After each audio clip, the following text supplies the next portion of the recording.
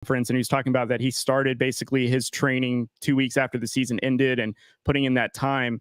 So, during the draft, our first round pick was a defensive player. We have Chandler Jones, who we signed last offseason, who I think we can all agree didn't have the greatest season that we were hoping for with the expectations around it. Yeah. So, on this second season, what is your expectations with Chandler Jones, with Tyree Wilson, and that defense as a whole? So Chandler Jones, I'm not down on him yet. I saw that he's lost weight. He's working on, he worked on getting leaner, getting his speed back up to where it used to be. I think he's going to be more of that pass rush specialist this year, because we know that he's not really great against the run. So, bringing him in on the NASCAR packages, get him in there to where he's a pass rush specialist. I think he's going to have a lot more success. And I definitely see him having a better year than he did last year. Tyree Wilson, I don't know. I mean, the guy's injured. He was injured when he was drafted. He was supposed to be ready for camp. He's not ready. Is he going to make it week one? Is he going to be there week one? And that's the biggest question mark. I think if he plays, he's going to be exciting. I mean, he's got his arms are longer than Max's. Yeah. I mean, the guy's got like freaking arms like a freaking bus. Yeah. And it's like, I want to see the guy play. And so that's going to be the biggest thing is can he play, and can he play at a high level? We won't know until we see him out there on the field. Yeah, he's almost like a bulkier Kevin Durant is what it reminds me of, because his arms are so long. It is ridiculous. Yeah, I agree with that for sure. All right. Well, as we had said in the beginning, Kenny, that we're obviously from the Central Valley, so we followed Derek Carr. I don't know, for me at least, the Derek Carr situation really rubbed me the wrong way. I know a lot of people are going to say, oh, you're a Carr stan, blah, blah, blah. Listen, yes, I like Derek Carr. I thought he was one of the greatest Raider quarterbacks ever. I truly believe that. I think he did a lot for this team, and he played at a very high level, almost MVP level. And I just really had an issue with them just saying, well, we're done with him. We're going to be done with him. So if you want to trade for him, trade for him. I felt like they should have been. I mean, I know as fans, a lot of the times we want honesty. We want the team to just be honest with us. But I felt like we did a disservice to ourselves for saying, we don't want Derek Carr. We don't want Derek Carr. And then everyone was like, well, they're offering trades, but why would you actually go through with the trade when you can get him without giving up anyone else or draft picks or anything like that? So the issue for me was I didn't like how they just were like, well, we're done with him. I felt like you need to get something for him instead of just losing him and paying him, what was it, like $5 million or something ridiculous for an NFL team anyway. Mm-hmm. Mm-hmm. But having said all that, do you think that Josh McDaniels really was believing in Jimmy Garoppolo and why he was okay of letting Derek Carr? Or do you believe that this is a tactic for them to go after Caleb Williams? I assume they think Garoppolo is good enough to play, but he does have an injury history, which is why I think they may have gone after him to be like, if he's healthy, then we're good. If he's not, then we're still okay. So I don't know. What do you take on that? I think so with the Derek Carr situation, everybody's going to be upset, for one thing or the other. And I didn't like the way that it played out.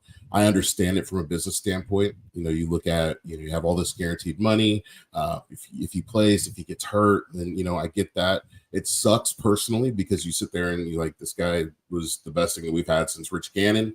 And he's somebody who, we would like to see play out the season, finish it out. He kind of set it up for himself to where it was beneficial for him because he had the no trade clause. And the way they basically did is they said, well, we don't want him. And so teams are like, well, he has a no trade clause. So why would he agree to a trade and help this team if he's going to come to our team and we had to give up assets to get him? So I think he played it well.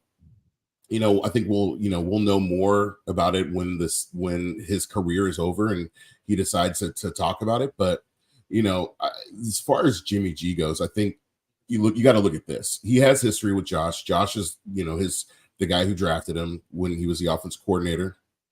He worked with him. Jimmy's had a ton of success in the league.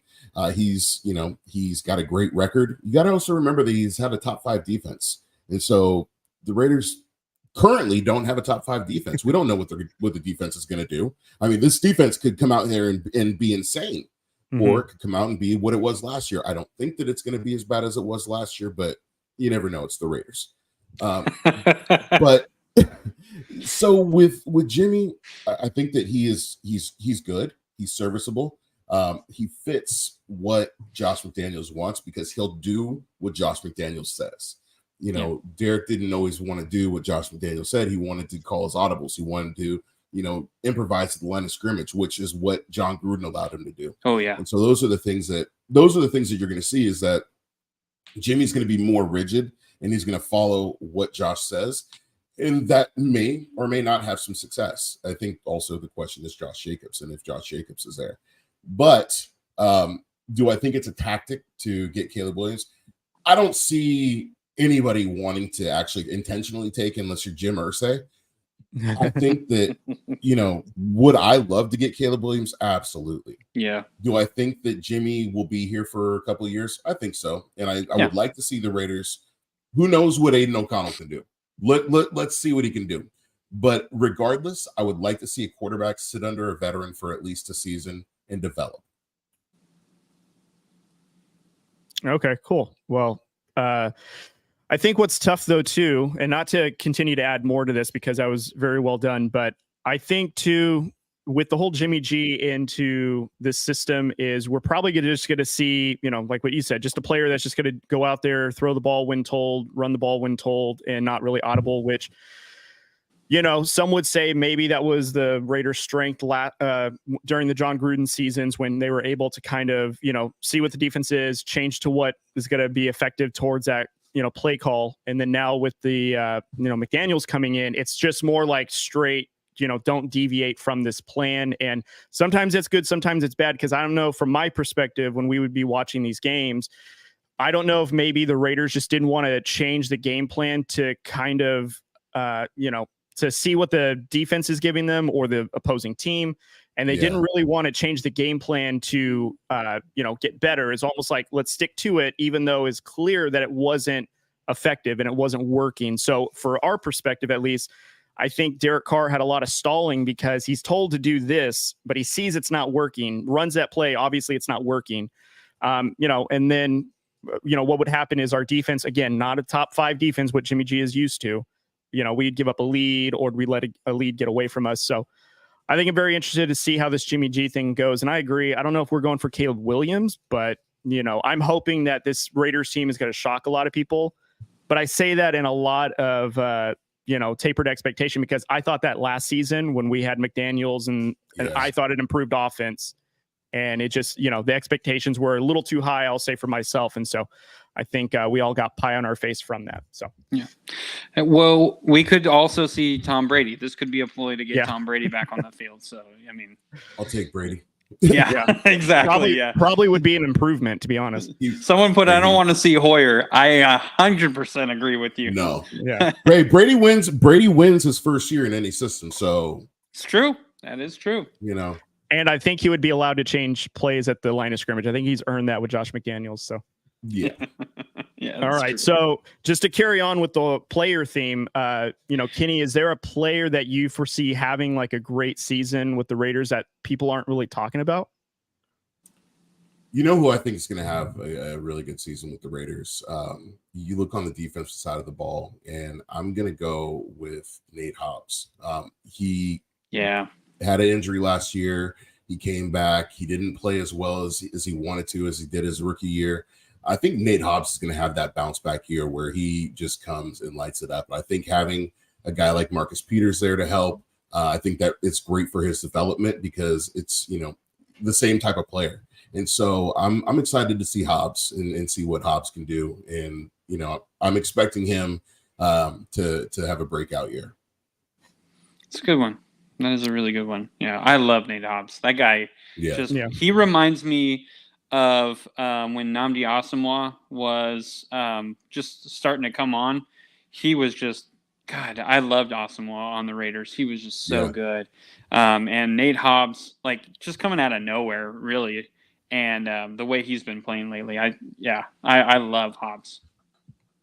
Do you think then, with the pieces that the Raiders have added, do you think Patrick Graham can turn this defense around and be much improved from last year? I think so. He's finally got the pieces that fit his defense. And so, when you take over another defense and you try to install that defense, or you try to install a system, players aren't going to fit in those systems. When it's just like when Paul Gunther came in. One, Paul Gunther's an idiot, but two, Paul Gunther tried to install a system, and he was so inflexible in installing that system that the guys couldn't work in him. And you heard it from Arden Key when he left. You heard it from Cleveland Farrell. You heard it from a lot of guys that were in that system. And he's trying to force a round peg into a square hole, and it just doesn't work. And he got so frustrated with himself that he even said in an interview that he didn't know if he could win with the guys that he has out there because they won't do what he wants them to do. Well, then change the game. So I think Patrick Graham is smart enough, because he's actually a really, really intelligent guy. Really has a high football IQ. He's somebody who's going to be able to go out there and really adjust it. And I think that you now have talent, not just talent at the first level, but you have talent at different levels. You have some depth at the bench, and that's what they didn't have last year. Yeah, I'll go on offensive side of the ball, and I would say this one is probably an obvious one to a lot of Raider fans, but Michael Mayer, I think that guy is going to be. He's. I know everyone talks about like he's Gronk, but you just look at the rookie pictures when they were all taken. He was the biggest dude there. It was ridiculous. This guy, and he likes to block. He's not allergic to blocking, which is actually nice. Darren Waller did okay, but that's not his strength. And Mayer is a guy who can definitely catch and block as well. So I'm really looking forward to watching him this year. So he would be my player to watch. I mean, like I said, I think it's obvious for Raider fans, but I think for a lot of people who don't really know who the Raiders got, this guy is actually really. I was upset to see Waller go, but I'm excited to see this guy play for sure. Yeah, I think he's a guy that's going to stay healthy. I think that's the biggest focus. I love Waller. I think that Waller's a great tight end when he's healthy, but Waller hasn't been healthy. And it seemed like Waller last year just wasn't really into it. You saw him go, skipping to go to the Aces game. All those things kind of stand out. There was people. I remember Carr and Devontae were talking about players not putting in the work, and everybody alluded that it was Waller. And so, you just want to see him get back to where he was working hard and really defining himself. And I think that he'll do that. But I'm excited about Mayer. He's basically, our version of Rob Gronkowski, hopefully. And seeing him and Hooper out there is going to be exciting. Yeah. Yeah, for sure. And McDaniels does like to run a lot of tight end runs. So that'll really help a lot. And he could be somebody that, could very easily be a secret offensive weapon for us and help in the blocking game too, which would be really great. All right. Well, Kenny, I didn't know that you were, the Raiders insider man on the running back position. I didn't know that you were personally texting Josh Jacobs. I love the Twitter thing. That was so cool. But I mean, honestly, everything that you were saying, everything that he was responding to, I 100% agreed with. I was like, this guy has been, in my opinion, like at least top 5 running back in the NFL. This guy is so underrated. And what did he do last year or 2 years ago and into last year as well? Is he was sitting there with Hunter Renfrow working on routes, trying to get better as a pass catcher, trying to get better as a route runner as well. And I thought he absolutely put in that work, and it showed on the field for sure. So I thought for sure this was the one guy, it was Josh Jacobs and Darren Waller and Derek Carr, who's going to stay. I was one of those people who was saying Josh Jacobs for sure is staying. Like, there's no way they're going to let this guy go. And now it seems like they might. So, I mean, in your eyes, where do the Raiders and Josh Jacobs go from here? Like, what's the next step? Is there going to be a deal done, or do you really think that the Raiders are, as well as the NFL, it seems like, are not going to pay this running back? So it's hard because you have, the running back position, which is severely underpaid. You have the franchise tag price has gone down significantly over the years. And you're seeing these running backs getting visibly frustrated. You have, Austin Eckler organizing a Zoom call. You have Josh Jacobs, who's, not holding out, but he's not showing up to camp. He hasn't signed his franchise tag, which I think also is a tactic because, remember, if you don't sign the tag, you don't get fined. So if he's not going to camp, he's not getting fined for it. Do I think Josh is going to be there week one? Absolutely. I don't think Josh is going to leave $10 million on the table. You have Saquon Barkley, who reworks a deal and gets a 1-year deal. He got $1 million more. Yeah. How does that now, speak for Josh? Josh is like, well, look, Saquon got this. I want at least this. Mm-hmm. So I would say that, is he going to get paid? I think so, but it's going to be next year, obviously. Hopefully he gets a little bit more on his deal this year like Saquon did. But I think that it's going to be one of those situations where, this is going to be a first for Josh McDaniels because he's going to have to pay a running back. Yeah. Yeah. I just think it's unfortunate. I mean, he was the number one running back last season. Saquon Barkley had a bounce back season. I mean, the market for running backs, it's really weird why teams won't pay him. And I get it. Shelf lives for him are like, 6, 7, 8 years or something, really low numbers because they're blocking, they're running, they're catching the ball out of the backfield. They're doing a lot of different things. But I mean, there's a reason why they're an intricate part of an offense. If you got a good run game going, then the play action is working, or, you have a lethal back that's very versatile to do whatnot, which is like what we're talking about Josh Jacobs was. I think it's just weird though, that every team, it seems like, is boycotting running backs. It seems like I don't get it. This is weird because like Joe Mixon had this issue. Saquon Barkley has this issue. I saw a graphic on Instagram today, which it was Bijan Robinson, who just got drafted, is the highest paying running back, and he hasn't even touched a professional football snap. So he is this year, but after that, the contract rate his numbers go down. So I think he's like 13 million this year, but then next year I believe it's 400,000. So it's one of those skewed graphics. But yeah, I mean it's ridiculous. You have these guys that are doing it all and they're not being rewarded for it. And I think that's the frustrating part. I mean, I talked about on my pod with Deebo Samuel where, he was like, well, if you're going to keep running me, this much, I need more money. Yeah. And so, it's frustrating. Yeah. Do you think the running back position is the most disrespected in all of football? I mean, your dad played running back for the Raiders. Yeah. I mean, won 2 Super Bowls with them. So I got to feel like this is a little closer to home for you. Running backs and offensive guards, really. They don't pay guards that top dollar, and guard is a very, very tough position. Everybody puts the emphasis on the tackle, but guard is tough. I played guard one game in college, and like the fact that you have to know what everybody else in the line is doing, and that you're basically, if you miss your gap, your quarterback is done. So, I would say offensive guard too, but running backs are definitely disrespected as far as what they're paid and how much they're used. It's also funny that those kind of are tied together in a way. Like, running backs rely on the guards, and it's just funny how those are like some of the most like disrespected positions in the NFL right now. It's wild to me. I also do think that I would actually kind of throw in safeties. Like, a lot of people forget about safeties. We always talk about the corners. We always talk about, like we said, Nate Hobbs or whatever, but like Trayvon Merrick, he's the guy who I think could potentially have a good year. But, you know, we talk about the corners more. We talk about, you know, whose fault it is at some point. We always blame the safeties towards the end on a deep ball, but we never blame the corners on those. We always blame the corner, you know, if he just gets beat on a short route or whatever. Smith.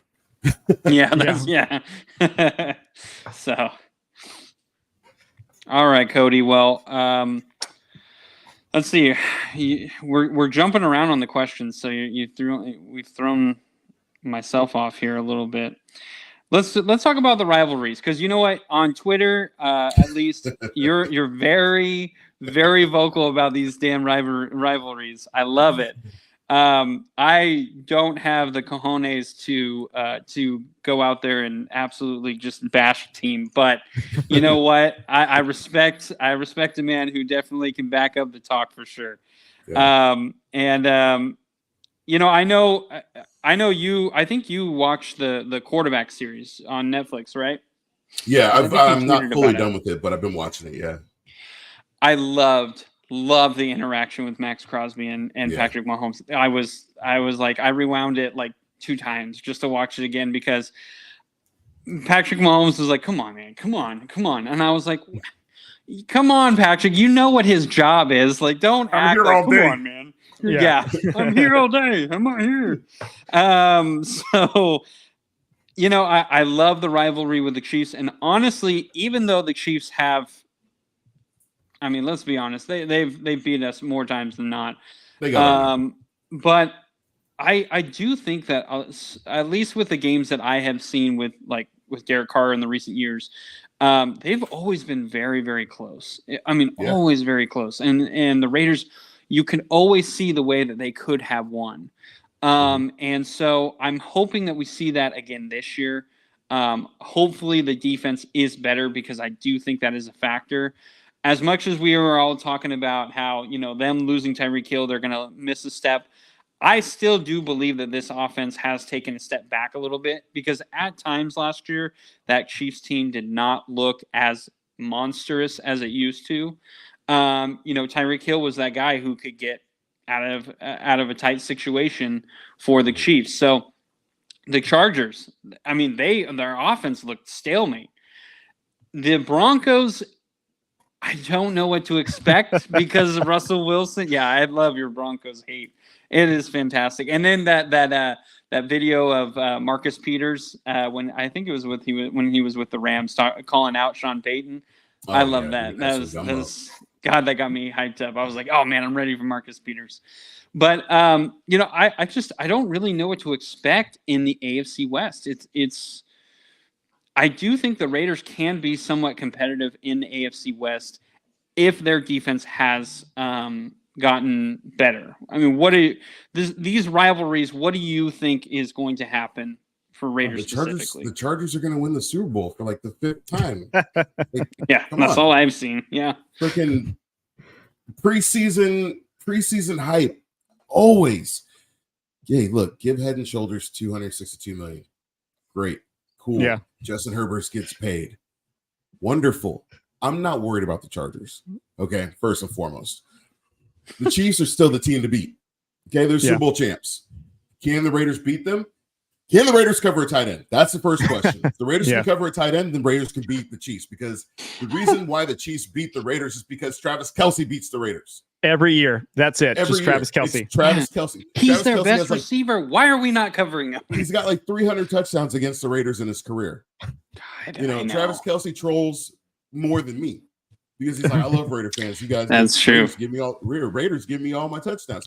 So stop Kelce. That's the first thing. Yeah, I'm not worried. I'm not going to sit here and say Mahomes isn't great, or I'm not worried about Mahomes, but I'm not worried about Mahomes as much as I am about Kelce. You stop Kelce, you stop the Chiefs. That's where the buck stops. As far as the Broncos, I mean, we saw what they did last year. We saw what they did the year before. We saw what they did the year before. I mean, I got my broom just sitting there with painted orange and blue, and I named it Elway because it's so reliable. And so, do I think that the Broncos are going to be this automatically great team with Sean Payton? No, I don't think they're going to be. You know, I mean, look, do they maybe jump to 3rd place and the Raiders go to 2nd and the Chargers are last? maybe, possibly. I don't think the Broncos are going to be great. You still have Jerry Jeudy as your number one receiver. Jerry Jeudy, last I checked, couldn't catch a cold to save his life. And, I'm not concerned about him. I'm going to get that broom ready. Ooh, all right. Can't wait. It's actually kind of funny you mentioned the Broncos. So shout out to my cousin who's a diehard Broncos fan. He's in our fantasy league. And so we will have pretty good squabbles amongst, Broncos and Raiders fans. So I really hope he's watching right now to get a clip of that, because every year it's like, Broncos country, let's ride for him. And then I was texting with him last year. I think the Broncos were some ridiculous record. And then they fired, obviously, Hackett midway through or at some point. And he was like, it's a dark day, man. We just can't talk about this right now. And so we just move on. So I think for his sake, he's hoping for a bounce back. But I agree. Like the Broncos, they did add Sean Payton, different offensive element. Can Russell be somewhat of Seattle? Maybe he's just, not the Russell he was from then. I mean, Chiefs. You mean he's not Mr. Unlimited? Oh, man. Every time I hear Broncos, let's ride, I just think of the Russell Wilson. Let's ride. Yeah, every time. But, I agree. The Chiefs, I think it's just stopping Kelsey, if I'm being honest, just like what you were talking about, Kenny. So we'll see. I mean, I guess what I always love, too, is the banter between we had a commenter that I put up a little bit ago about your interaction with the Chargers fans is always really funny. And all six of them. Yeah. What's funny is I love the Charger fans because they give me so much. They give me so much to make content off of. Yeah. And I mess with Sean Merriman a lot. We text back and forth, and he's a great sport about it. I love that he's such a great sport about it, because I'll text him some crazy stuff and he's like, bro, I hate you.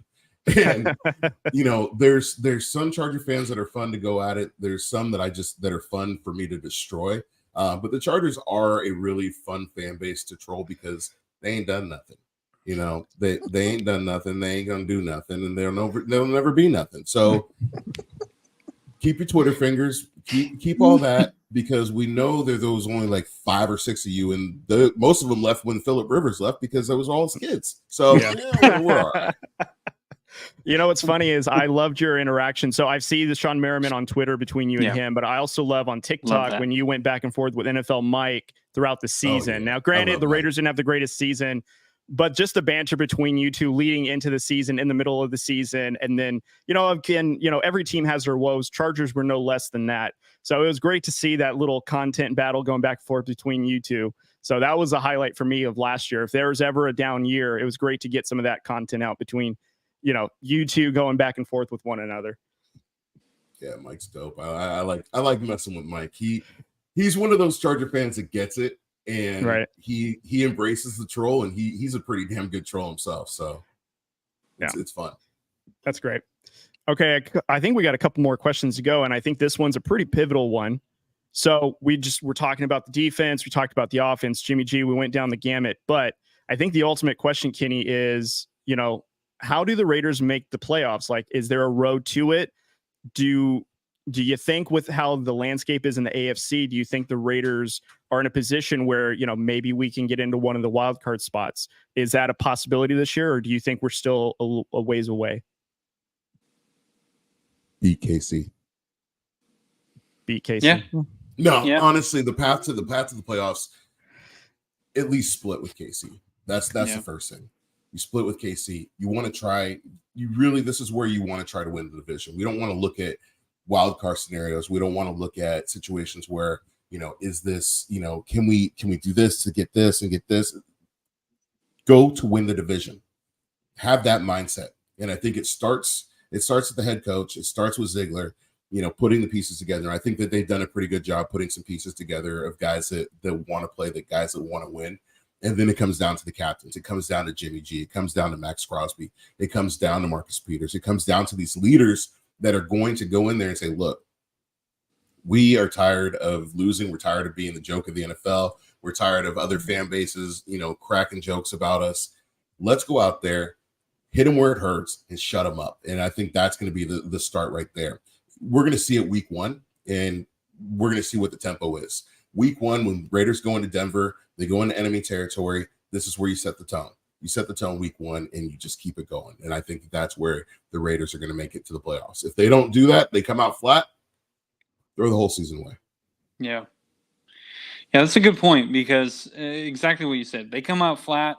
It's kind of what they did last year. They came out really flat and they just could never gain that momentum back to get where they needed to go. And it was unfortunate because I felt like at the start of the year, I thought we had upgraded everywhere except for defense, but I thought defense was going to be a little bit better with Chandler Jones and Max Crosby rushing the passer. And then Nate Hobbs, I thought was good enough to be the number 1 cornerback. And he proved that more, in my opinion. And it never came to fruition to win the games that we should have, or that we needed to win. So yeah. I 100% agree with that. If we come out flat, it's done. It's not going to come back because that's exactly what happened last year. Exactly. And I think we can agree too. It's not just, let's go for the division, but it's also some of the smaller steps to get to those wins, like play defense, prevent scoring. When you have a lead, you got to protect it. Because I think, if I'm not mistaken, the Raiders were one of the bottom teams when it came to protecting a lead. And I think they had like 4 blown leads that were 10 plus points. So just having games like that where we protect the lead, we don't give it up, and then we, play tough all the way through. If last season, had we had some of these games fall our way, we're talking about a different scenario, because I think we were good enough to get into the wild card or even in the playoffs. I think we were that good. But I think this year too, the defense is going to be the big anchor, because we got to see what this offense is going to look like now with Jimmy G, now that he's kind of coming back, and Devontae Adams, who we all know is the best wide receiver right now in the game. And again, we just talked about all the pieces that they have. So I'm curious to see if, like in what you pointed out earlier, Kenny, if Patrick Graham gets all these pieces in there, if he can get that defense to kind of hunker down and bend but don't break, protect the lead, and then also create some turnovers too, because that would really help the offense and take some of the pressure off when it comes to those games where maybe they're not moving the ball so well. So I think this is going to be a very interesting season for the Raiders. And, I still am tapering expectations. I'm going to be honest, but I think if there's ever a little bit of some optimism, a little bit's not going to hurt, especially with all that we were just talking about, with the players and, the rookies we have coming in, especially. Yeah. Yep. All right. Well, I do have one more question for Kenny. Hold on. As soon as he comes back. Yeah. Well, I want to shout out One Nation, Fanware, 1N, and Charles Washington. They've been on here commenting the whole time, and I appreciate you guys commenting. Thank you guys for watching and commenting and interacting with us. So I do appreciate that. So, and the Chargers slanter has been really funny. So we appreciate it. We're trying to focus here, but then we're getting some of these questions coming in and out, and it's been really, really funny to see that interaction. So really appreciate you guys for hanging in there with us and being a part of the episode with Kenny King. I'm sure he'll join us in just a second. Yeah. So technical difficulties, but I'm sure part of the podcast life. I think you can understand, right, Drew? You know what? You make fun of me, but it was yours. It was yours this time today. Are you saying mine's the one that kicked him off? Is that what you're trying to say? No, I'm saying earlier, before we started the podcast, yours froze for a little bit. And usually you always say it's my Wi-Fi, but Kenny confirmed that it was yours. Probably. I mean, what's funny is like when you're the lead streamer, you don't see the hiccups, but everybody else will. So that's why, like, I don't notice it, but you guys tell me you notice it. So welcome back, Kenny.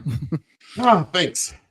We were just talking about technical difficulties and how we make fun of each other all the time. We always blame each other. We're like, it's your fault. It's your Wi-Fi. You're the one not paying the bill. So that one was my Wi-Fi. I don't know what happened, but it completely went out.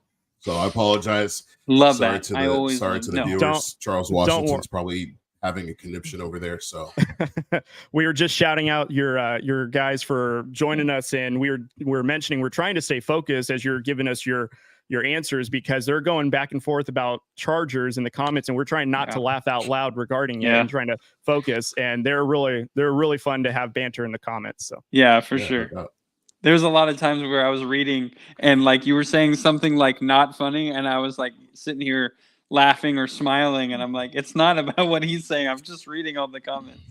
So anyway, so Kenny, I kind of wanted to end on more of a positive, not saying that this was even a negative podcast, but I wanted to end on a positive note. Yeah. And again, we appreciate your time. We appreciate you even coming on, even answering us like super quickly on Instagram. Honestly, we sent the message and I was like, we're not going to hear from him for, probably a couple of days or so.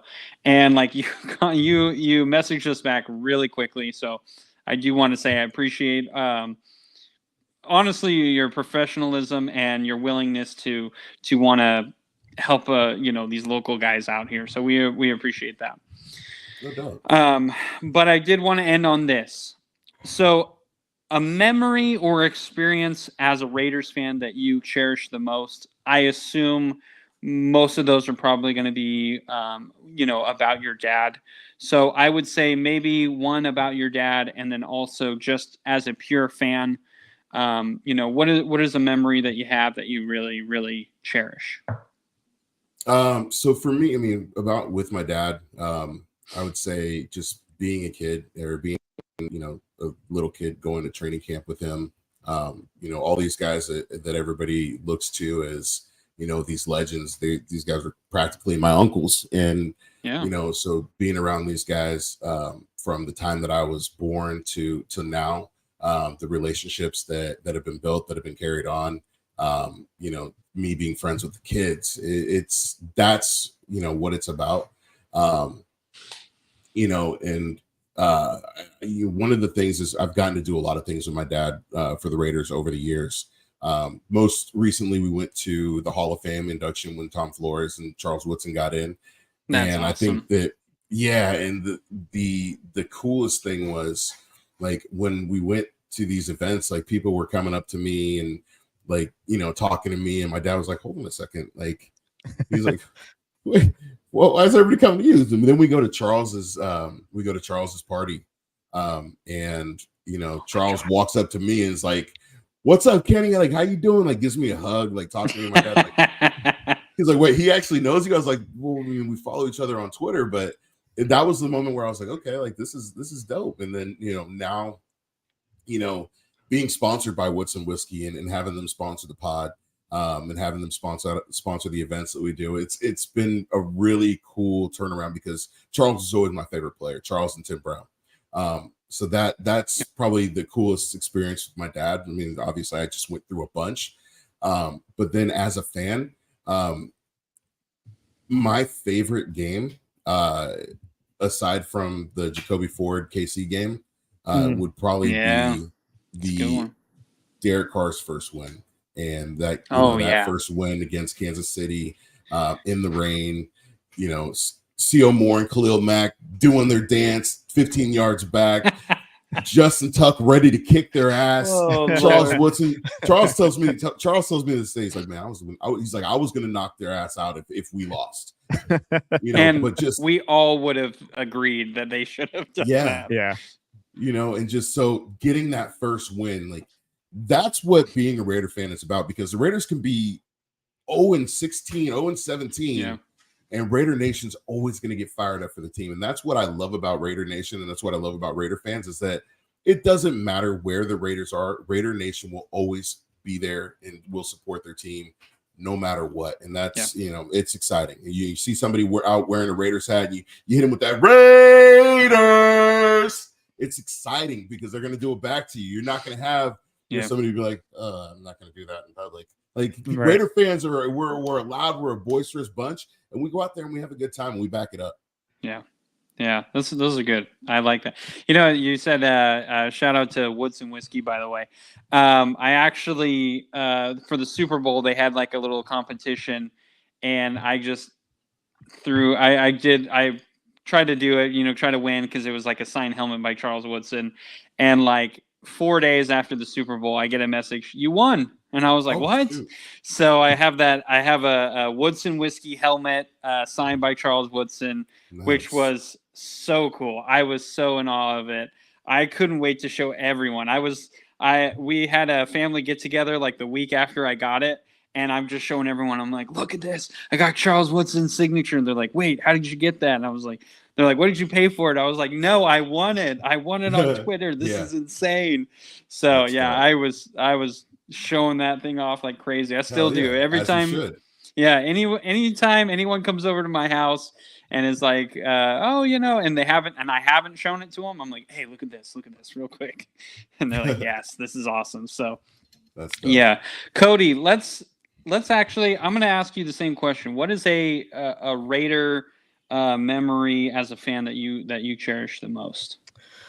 Wow. Okay. So when I was first going into being a Raiders fan, I think I was between like 10 and 11. So during that time, this would have been early 2000s, maybe 01 to 03. That was like my early memories of it. My favorite is I remember when the Raiders signed Jerry Rice, and he was with Rich Gannon, Tim Brown. We had Charlie Gardner as our running back. Jerry Rice. We had a great defense, and I know that we had lost to the Ravens, who became eventual Super Bowl champions. We lost to the Patriots, who became Super Bowl champions. And then I remember when we went into Tampa after we had traded John Gruden, and he absolutely demolished us. But I just remember my uncle, who passed away when I was like 16. He was a diehard Raiders fan, so we got to watch a lot of those games together. And my earliest memories of that Raider offense, and back then it was high powered and great. Rich Gannon was an MVP at the time. And so that was like my earliest and fondest memories of seeing those games when I was like a really young kid. So yeah, it's a good one. I will say mine. Well, first of all, I didn't really start getting into football, like really, really into teams until like Jerry Rice came over to the Raiders. Jerry Rice was I loved watching him. I didn't care who he played for. If he would have went to the Patriots, I would have watched the Patriots. I just loved how he played. I always wanted to play. I always wanted to play receiver. And I remember in elementary school, I put that number 80. I wanted that number 80. I thought everyone was going to go after it. No one went after it. I grabbed that jersey so quick. And I remember playing, and unfortunately, I didn't get to play receiver that year, though. I played cornerback, which I was a little disappointed with. But still, I had the number 80. That's all I wanted. So I remember Jerry Rice coming over, and I was just so excited for that team. But the one memory I will always remember is, like I said, the game that my wife and my friend and I went to. It was Raiders and Broncos. It was Peyton Manning's last season. He came into Oakland, and I had never been to a Raider game, so I wanted to go. I begged my wife, and she was like, "Yeah, let's go." Oh man, which is kind of funny because my wife became a Raider fan when she started dating me, because she was kind of a Rams fan, but not really into football, and she saw how diehard I was about Raiders, and she was like, "Okay, there's something to this." And she came and she went to the game with me, and she instantly fell in love with the Raiders. She was like, "Oh, I get it now. I understand." So we went to this game, and we saw Charles Woodson pick Peyton Manning off 2 times in that game. And it was funny because everyone kept saying this is the only quarterback that Charles Woodson has not picked off. And not only did he do it once, he did it twice. And the way he did it was the sideline interception was just magnificent. I mean, I can't shout tell you out to how DJ Hayden for breaking his fall. Right. yes, that's true. There you go. So yeah, that was one of the best memories. I loved watching Peyton Manning. He was one of my favorite players to watch ever. I hated that he went to Denver. I hate that he still kind of is around Denver, but for the most part, that was so cool to see. My guy Derek Carr, Peyton Manning, Charles Woodson, just an epic game. And it was such a low-scoring game. It wasn't even that big, but it was the atmosphere. It was everything that happened before my car broke down. We blew a radiator hose that spewed all over San Francisco. We couldn't find parking because it was like $50-$40 because we found out later that Kanye West was where we were at, and President Obama was over there for Fleet Week. Yeah. And we got absolutely hosed in that. So we had to take we got a tow truck that had to take us from San Francisco to our hotel in Fremont.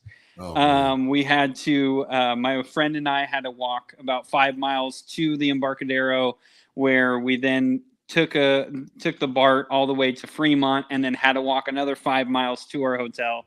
So all of that, it was ridiculous. And then we got to the game. We forgot everything that we just went through. We forgot what we had been going there for. We just had the time of our lives. And that's why I hated seeing the Raiders go from Oakland to Las Vegas. It was just so demoralizing because I loved the experience that I had in Oakland. And there's nothing is ever going to be like that experience.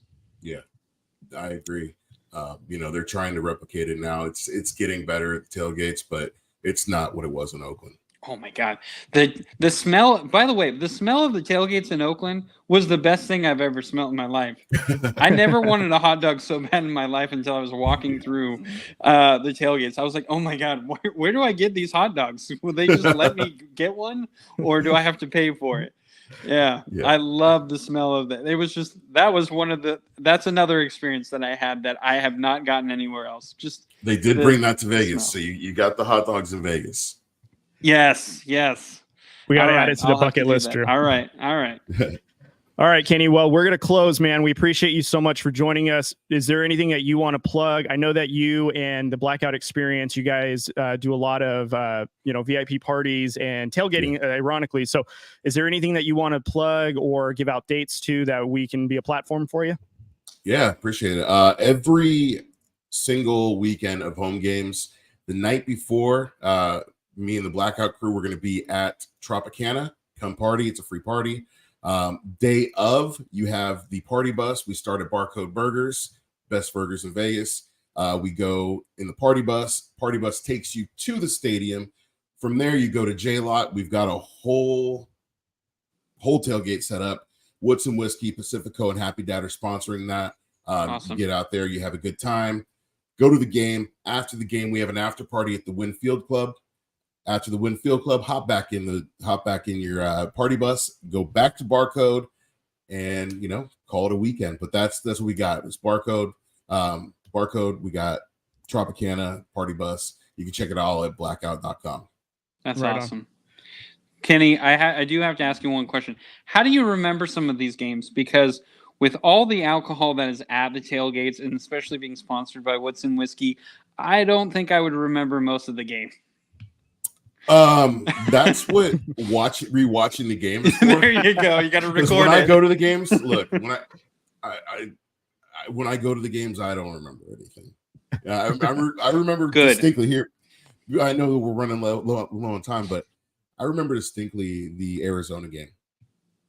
I didn't know that we lost the game until the next day because by the time I had blacked out, we were up, and I was like, "Oh yeah, we got this." And I'm in the Winfield, or not the Winfield Club. I was in the Field Club, and I mean, drinks are free, so I was drinking Woods and Whiskey all day. Hanging out with Marshawn Lynch and Sonny Bow and Mama Lynch and I'm just like, I thought we, and then I get back to the room and I go face first on the bed. I wake up at like 2 a.m. and I was like, yo, what's up? Like, let's party. My boy was like, bro, we lost. I'm like, what? We lost? But we were up. What? So yeah, I go back and I watch the games. Even the losses, I go back and watch the games. Yeah. Well, you got to. Yeah, you got to. That's awesome, Kenny. Again, I know Cody and I have said this multiple times, but we appreciate you taking the time to come on here and talk football and just be an awesome person, man. I really do appreciate you coming on here and just being willing to talk to us. So thank you so much. Yeah, thanks for having me on. All right, guys. So all of Kenny's stuff is down below right now. You guys can follow his podcast at the Real Talk with Kenny King Jr. You can also visit KennyKingJr.com for all of his content. I think you put out a blog post every now and again. Is that right? Every so often, yeah. Whenever I'm right. So I just I left Just Blog Baby. Now I'm with Vegas Sports Today. You'll start seeing a lot more during season. I did get credentialed this year, so I'll probably be going to some games as a writer and not just as a fan. So that'll be interesting. Awesome. Yeah, it's going to be interesting to say the least because you got to keep your composure during. Yeah. Yeah, this game. you can't. So, You got it. Yeah. You can't be too biased now. yeah. You So can't go back and watch the game anymore, can you? yeah, exactly. So I will. You'll see more of that, but yeah, just check out KennyKingJr.com. It's got links to everything, and check it out. Awesome. Well, congratulations, Kenny. That's awesome, man. Thank to you. get credential for that. That is, God, I wish I were you right now. You don't want to be me. All right. Trust me. My life, it's not that fun. Well, You just want to be like the football side of me. That's it. Okay, yeah, that's fine. No, That's no, fair. no. Hold on. No, I'll push back on that. I had a good conversation with you beforehand, and you're just as great of a person off camera as you are on camera, regardless of the Raiders stuff. So I'm gonna give you your flowers on that. I don't want you to talk down on yourself because you're a stellar dude. So don't hang yourself short. Okay. Appreciate that. All right, Drew. All right. Short hanging though. You want me? You want? Yeah. No.